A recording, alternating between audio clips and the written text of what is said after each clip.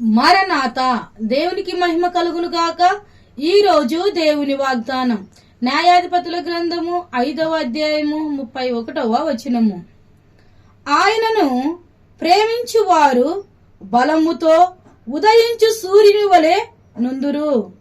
మరి దేవుణ్ణి ప్రేమించువారు ఉదయించు సూర్యుని వలె ఉంటారు.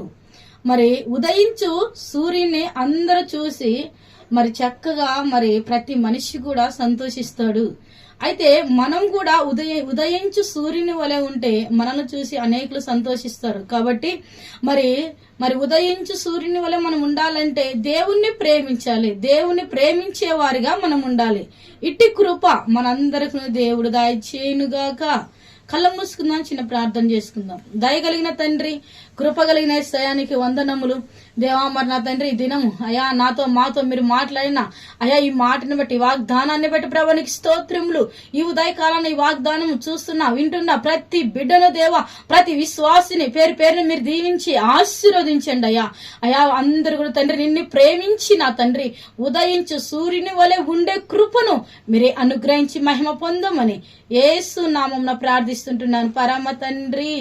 ఆమేన్.